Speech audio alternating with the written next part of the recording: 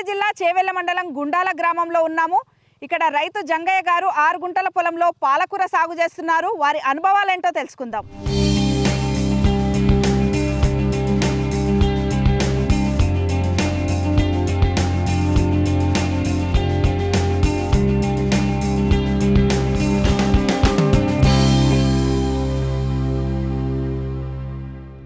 జంగయ్య గారు నమస్కారం అండి.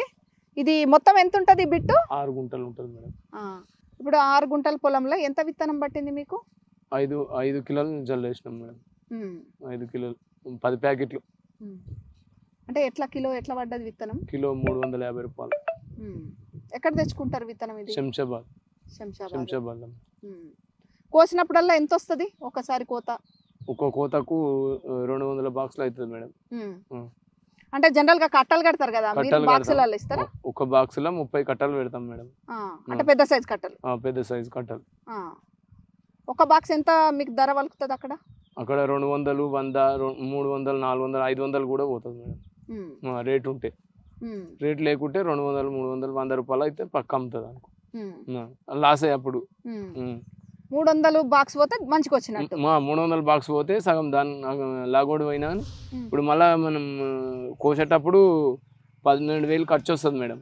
లేబర్కు బండికి అంతా కలిపి 12,000 దాకా ఖర్చు వస్తుంది.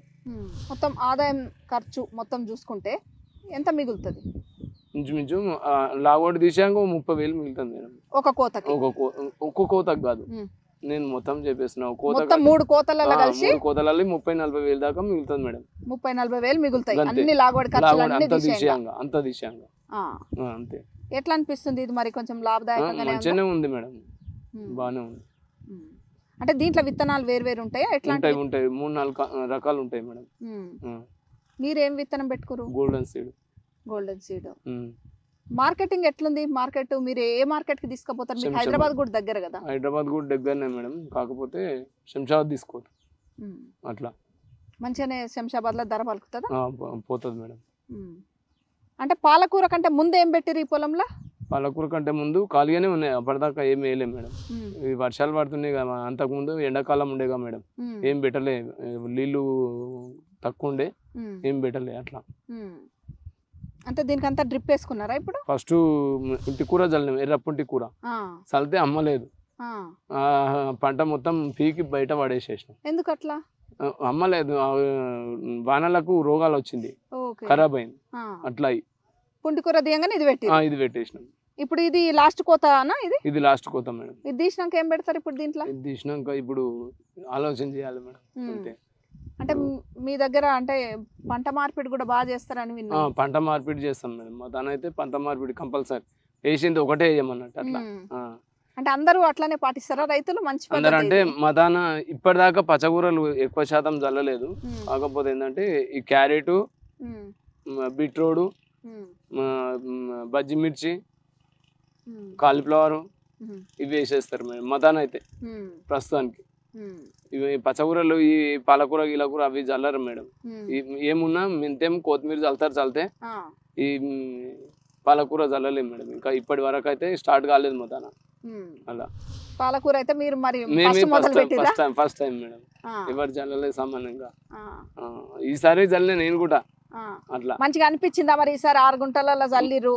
మంచిగానే అనిపించింది మేడం. ఇక అక్కడిక్కడ పోకుండా వర్షాకాలం ఉంది కాబట్టి ఇక వాళ్ళదానికి వీళ్ళదానికి పోకుండా కూలి పోకుండా మన దాన్ని చేసుకున్నాం అన్నట్టు ఆలోచన, అంతే, వేరే ఏం లేదు మేడం. నీళ్ళ తడి ఎన్ని రోజులకు ఒకసారి ఇవ్వాలి దీనికి? ప్రస్తుతానికి ఇప్పుడు అయితే నీళ్లు పెట్టలే మేడం. వేసిన సంది నీళ్ళు పెట్టలే, వర్షానికి అయ్యింది. ఇప్పటి సంది ఇప్పుడు ఎండాకాలం వస్తే నీళ్ళు పెట్టవలసి వస్తుంది మేడం. ఇంచుమించు ఇది నల్ల పొలం కాబట్టి మనం 8 రోజులకు ఒకసారి వేయవలసి వస్తుంది తడిగా. ఈ పిచికారీలు ఏమేం చేస్తారు, ఎన్నిసార్లు చేస్తారు? ఇప్పుడు ఈ అడుగు మందు ఇట్లా వేస్తారు కదా జవ కోసం, అవి ఎన్నిసార్లు వేస్తారు? కోసినప్పుడు వేయాలి మేడం. దుక్కిలో ఫస్ట్ స్టార్టింగ్లో అడుగు మందు వేయాలి. అడుగు మందు వేసేసి ఈ తులజాలు వేసుకొని నీళ్ళు పెట్టేసుకోవాలి. తర్వాత నెలకు 5 సార్లు మందు కొట్టేసారు, పైన మందు. ఏమేమి కొడతారు పై మందు అంటే?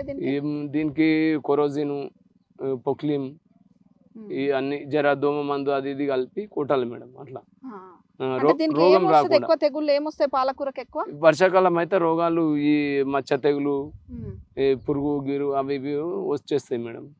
అట్లా అంటే మొత్తం మీద ఒక పిచికారి అయితే 5-5 సార్లు చేయాలి, కంపల్సరీ చేయాలి మేడం. నెలలో 5 సార్లు చేయాలి, మళ్ళీ ఒక కోతకు 5 సార్లు చేయాలి మేడం పిచికారి. ఫస్ట్ కోత 45 రోజుల? 45 రోజులు. మొక్క నాటినాక ఎన్ని రోజుల కోత వస్తుంది? మొక్క నాటినాక మన కోత రావాలంటే 40-45 మనం రోజులు. విత్తనం జల్లుకుంటాం కదా, విత్తనం జల్లినాక మొలక ఎప్పుడు వస్తుంది? వచ్చిన మొలక మన మొలక 5 రోజులకు వెళ్తుంది మేడం. 5 రోజులకు 6 రోజులకు మొలక బయట వెళ్తుంది.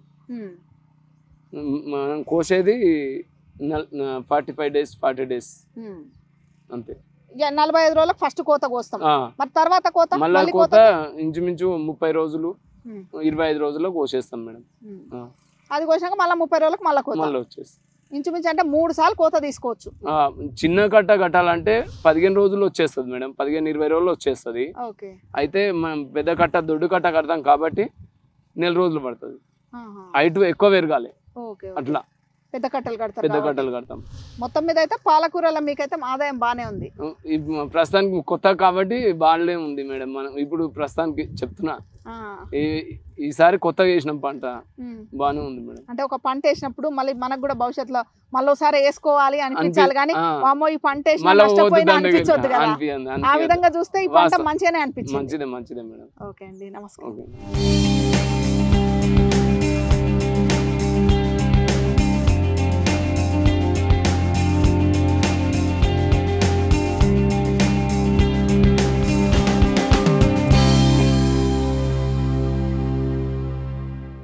దగ్గరుండి పంటను కనిపెట్టుకొని కాపాడుకోవాలి, అంతేకాకుండా ప్రకృతి కూడా సహకరించాలి. అప్పుడే పాలకూరలో అంతో ఇంతో లాభం ఉంటుందని జంగయ్య గారు చెప్తున్నారు.